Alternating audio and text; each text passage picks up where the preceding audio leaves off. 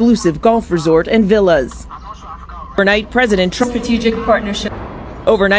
Trump touching down in Saudi Arabia, escorted by military jets, a lavish welcome for his first visit to the Middle East since his re-election. The president greeted by the Crown Prince Mohammed bin Salman, kicking off a 4-day trip that includes stops in Qatar and the UAE. It's a region increasingly vital to the Trump family's own financial interests. His sons, who now run the Trump Organization, have lucrative real estate deals in the works in all 3 countries the president is visiting, including an exclusive golf resort and villas. The Trump cryptocurrency business also recently announced a deal including a $2 billion contribution from an affiliate of the UAE. And the trip is raising eyebrows for that major gift the president is poised to accept from Qatar, a massive 7478 jumbo jet so opulently configured it's known as a flying palace. I think it's a great gesture from Qatar. I appreciate it very much. The Qatari royal family planning to gift the Pentagon at an unknown date the luxurious $400 million plane to be retrofitted to serve as Air Force One for the remainder of Trump's presidency, a process that would likely carry a hefty price tag at the expense of American taxpayers. I would never be one to turn down that kind of an offer. I mean, I could be a stupid person, say, no, we don't want a free, very expensive airplane. The plane would then be donated to Trump's presidential library right before he leaves office. The proposed deal, unlike any other, would almost certainly be the most expensive gift from a foreign nation to the U.S., drawing serious questions about its legality. Attorney General Pam Bondi, who used to be a lobbyist for the Qatari government, says the gift is, quote, legally permissible and not a bribe because Trump isn't giving Qatar anything in return.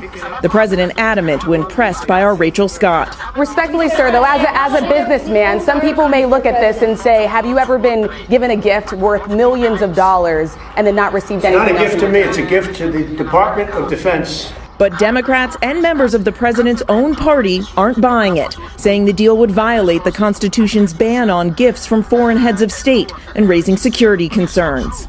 Air Force One is the Oval Office, it's the press room, it's the Situation Room, all in the air. Why on earth is it a good idea from a national security perspective to let another country, let alone the emir of another country, give President Trump his next Air Force One? He seems to intend to use it for Air Force One. Do you have security concern?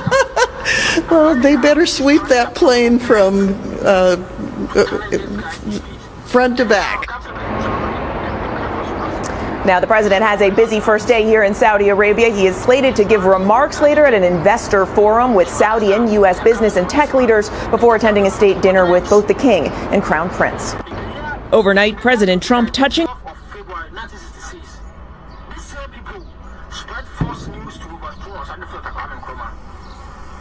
Again, in the year 17th of January 1961, these same people.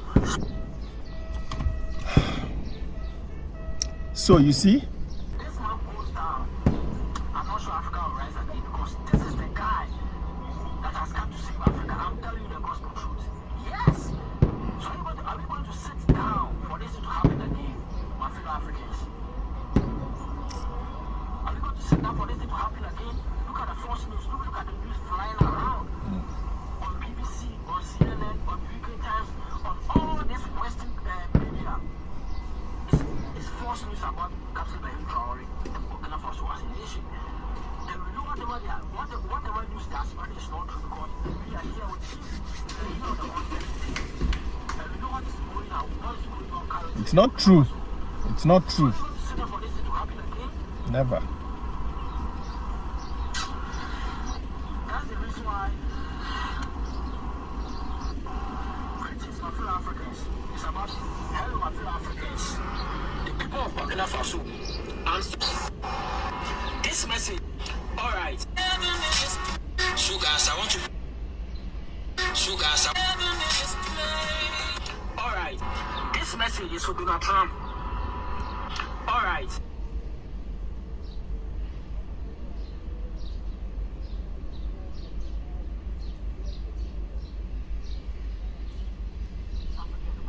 From Africa to America. In 2011, this message is for Donald Trump. Greetings, my fellow Africans. It's about to go down again.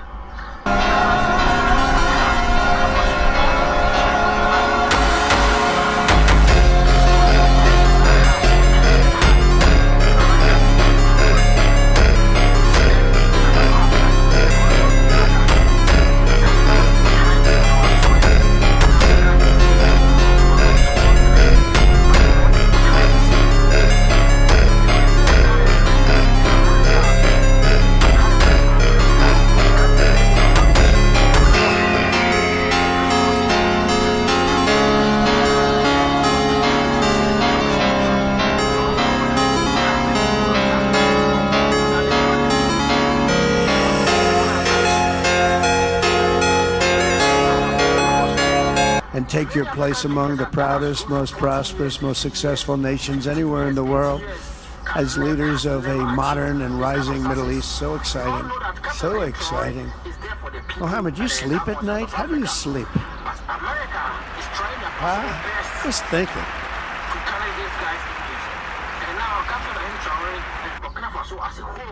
Is now on the limelight. This man is being targeted. You understand? They are coming for this man. It has happened multiple times. In the year 24th of February 1966, these same people spread false news to overthrow us under Filter Kwame Nkrumah. Again, in the year 17th of January 1961, these same people. So you see? This man goes down. I'm not sure Africa will rise again because this is the guy that has come to save Africa. I'm telling you the gospel truth. Yes. So are we going to sit down for this to happen again, my fellow Africans? Are we going to sit down for this to happen again? Look at the false news. Look at the news flying around on BBC, on CNN, on UK Times, on all this Western media. It's false news about Captain Ibrahim Traore and Burkina Faso as a nation. And we know whatever news they are spreading is not true because we are here with you. We are here on the one thing. And we know what is going on. What is going on currently. It's not true. It's not true. Sit down for this to happen again. Never. That's the reason why greetings, my fellow Africans. It's about hello, my fellow Africans. The people of Burkina Faso. This message. All right. Sugars, I want to. Sugars. All right. This message is for Donald Trump. All right.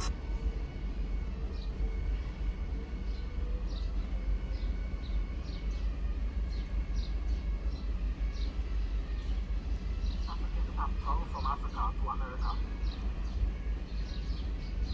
In 2011, this message is for Donald Trump.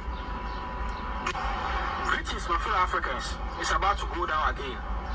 Currently, the situation at hand in Burkina Faso, Niger, and Mali, most especially Burkina Faso, is noisy. The tensions are high. The tension is high around Captain Ibrahim Traore. And it's about to happen again. And what do I mean by that? It has happened multiple times on our soil in Africa here. Not one, not two, not three, but multiple times. We were here recently in America, had a press conference that Captain Ibrahim Traore is using Burkina Faso's gold and resources to protect himself and do and enrich himself, which is not true. We all know the amazing work, the amazing job that this man is doing. What this man has achieved in these few years in power in Burkina Faso. Many African leaders that has ruled for 40 years, 50 years, 50 years, 8 years has never achieved this kind of success. You all know that Captain Ibrahim Traore is there for the people and the entire continent of Africa. But America is trying their possible best to tarnish this guy's image. And now Captain Ibrahim Traore and Burkina Faso as a whole is now on the limelight. This man is being targeted. You understand? They are coming for this man. It has happened multiple times. In the year 24th of February 1966, these same people spread false news to overthrow us under Filter Kwame Nkrumah. Again, in the year 17th of January 1961, these same people. So you see? This man goes down. I'm not sure Africa will rise again because this is the guy that has come to save Africa. I'm telling you the gospel truth. Yes. So are we going to sit down for this to happen again, my fellow Africans? Are we going to sit down for this to happen again? Look at the false news. Look at the news flying around on BBC, on CNN, on UK Times, on all this Western media. It's false news about Captain Ibrahim Traore and Burkina Faso as a nation. And we know whatever news they are spreading is not true because we are here with you. We are here on the one thing. And we know what is going on. What is going on currently. It's not true. It's not true. Never. That's the reason why British my fellow Africans. It's about hello my fellow Africans. The people of Burkina Faso. This message. All right. Sugars, I want to. Sugars. All right. This message is for Donald Trump. All right.